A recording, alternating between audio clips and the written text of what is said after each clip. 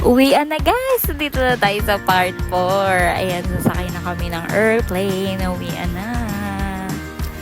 Ayan, medyo emotional po tayo dyan kasi parang ayaw pa nating umuwi dahil sobrang bitin. Bitin na bitin!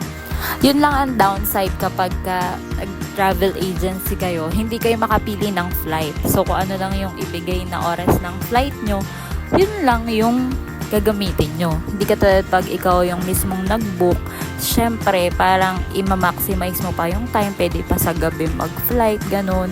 Pero dahil sila nga yung nasunod sa flight, wala tayong magagawa kundi sundin. Alang-alang mong maiwan tayo, di ba?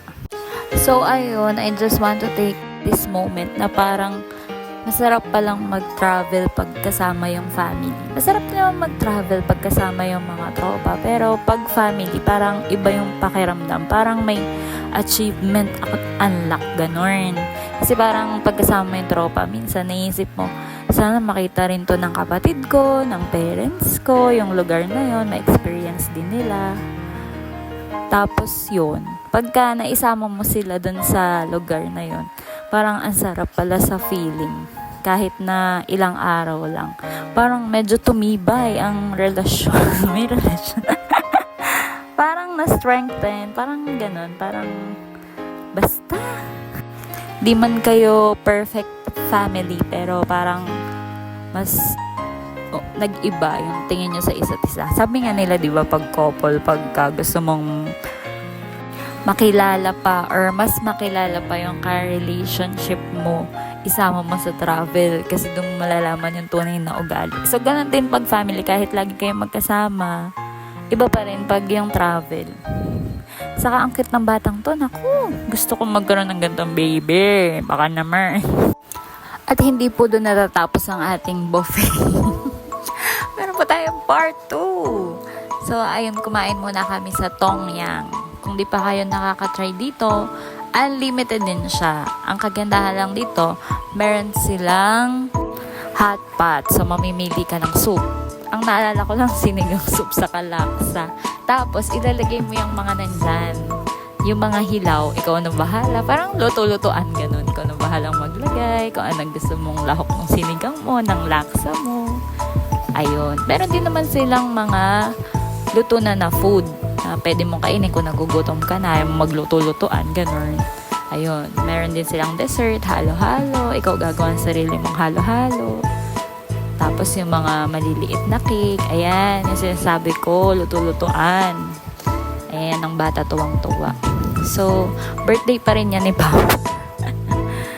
Para libre siya, ganun. Pero yung sa Henan, hindi free ang birthday celebrant. Ang free lang yung cake. So, ayan. Sa akin, laksa soup. Sa kanila, sinigang. Sarap.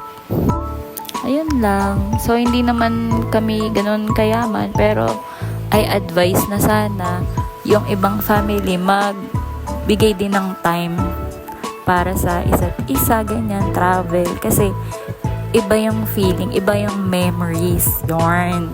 Yung memories, matetreasure mo forever. Pero yung mga bagay na nabibili mo, nasisira, naluluma. Pero yung memories, forever. Ayun, ang binabayaran pag travel. Di man maalala ng anak mo dahil maliit pa, pero ikaw naalala mo. Tapos after nun, looking forward ka na, saan pa kayo makapunta? Ganon, magtatrabaho ako maigi para makaipon, para makapunta ulit sa panibagong lugar. Ayun. Kasi nga, meron mga bagay na hindi mo na mababaon sa libingan, tulad ng pera. Kaya, gastusin mo na yan. Oo. Masarap kumain. O, eto, mamimili ka lang ng kape. Ganun. Masarap. Ang kagandahan lang naman sa buffet, hindi ka mabibitin. Bagkus ikaw na ang bahalang sumuko sa hamon ng buhay dahil ang dami mo nang nadagdag na kilo. So, yun lang. Thank you for watching!